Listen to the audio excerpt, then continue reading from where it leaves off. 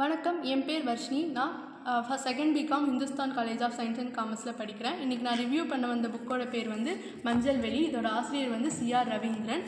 இந்த புத்தகத்தில் வந்து ஆசிரியர் வந்து குறவர் சமூகத்தை பற்றி சொல்லியிருப்பார். அதாவது குறவர் சமூகத்தை பற்றி குறிஞ்சி சேத்தன் தலைமுறைகள் அப்படின்னு இதுக்கு முன்னாடியே ரெண்டு புத்தகம் வந்திருக்கு. அதுலேருந்து இது கொஞ்சம் மாறுபட்டதாக இருக்கும்.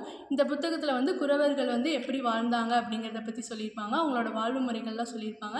இந்த புத்தகத்தில் வந்து அவங்க என்னென்ன தொழில்கள் செஞ்சாங்க அப்படின்னா பன்றி வளர்ப்பு, கூடை பின்னுதல், அப்புறம் திருட்டு தொழில், இது மாதிரியான தொழில்கள்லாம் அவங்க செஞ்சுட்டு இருந்தாங்க. அப்புறம் இந்த புத்தகத்தில் வந்து அவங்களோட திருமண நிகழ்வுகள் அது எப்படி நடந்துச்சு, அவங்களோட திருமண நிகழ்வுகளோட முறைகள் அப்படிங்கிறது இந்த புத்தகத்தில் சொல்லப்பட்டிருக்கும். அப்புறமேட்டு அழிவு செய்தல், அதாவது கல்யாணமான 2 பேரை வந்து பிரித்து வைத்ததை வந்து அவங்க அழிவு செய்தல் அப்படின்னு சொல்லுவாங்க. அந்த அழிவு செய்தலையும் இந்த புத்தகத்தில் வந்து சொல்லியிருப்பாங்க. இந்த கதையில் ரொம்ப முக்கியமான கேரக்டர்னு நம்ம பார்த்தோன்னா அது வந்து வெள்ளையன். இவர் வந்து மருத்துவராக இருப்பார். அங்கே இருக்க மெயின் மக்களுக்கு இவர் மருத்துவம் செஞ்சு அங்கே இருக்கிறவங்களோட உதவியெல்லாம் இவர் பெற்றிருப்பார். அதுக்கப்புறம் இவரோட மனைவி வந்து வெள்ளச்சி.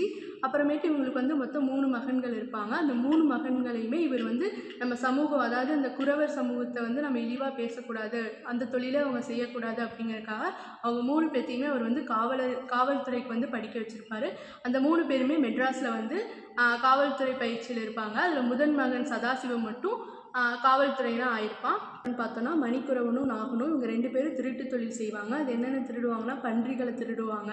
அப்புறமேட்டு வந்து அங்கே ரோட்டில் போகிற லாரிகளில் இருக்கிற மூட்டைகள்லாம் திருடிக்குவாங்க. இதுதான் இவங்களோட வேலை.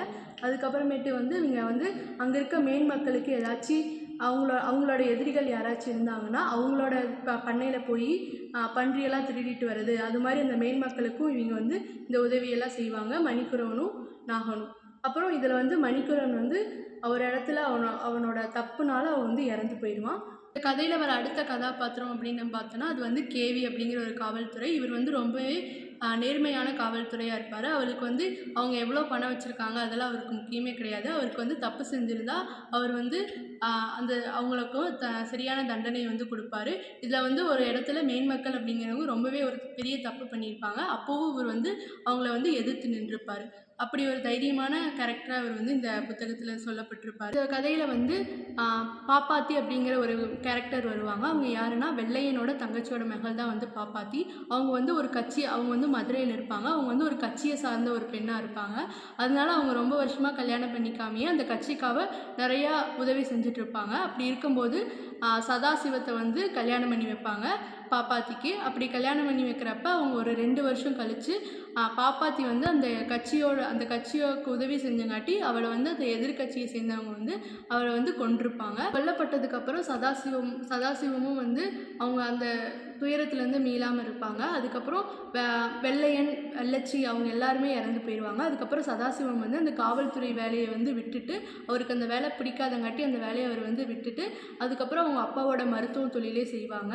அப்போ அவர் மருத்துவ தொழில் செஞ்சிட்ருக்கும்போது ஒரு பாப்பாத்தி வந்து கட்சியில் இருக்கும்போது உதவி செஞ்ச ஒருத்தர் வந்து இவருக்கு வந்து அவர் வந்து ரொம்பவே காயப்பட்டிருக்குங்காட்டி அவர் வந்து இவர்கிட்ட இருந்து மருத்துவம் எடுத்துகிட்டு இருப்பார். இவர் எல்லாம் போலீஸும் தேடிட்டு இருக்குங்காட்டி சதாசிவம் வந்து அடைக்கலம் கொடுத்துருப்பாங்க.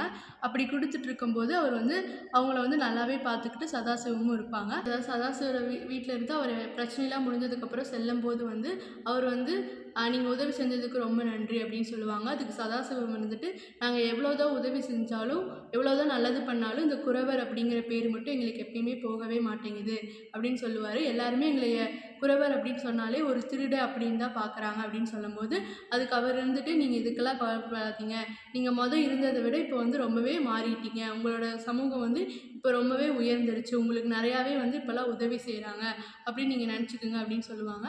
அதுக்கப்புறமேட்டு வந்து இந்த கதை அதோட முடிஞ்சிடும். அதுக்கப்புறம் இந்த கதையிலேருந்து என்னென்னா இப்போ ஒரு குறிப்பிட்ட சமூகம் வந்து அவங்களோட வாழ்க்கை முறை அப்படிங்கிறத பற்றி சொல்லியிருப்பாங்க.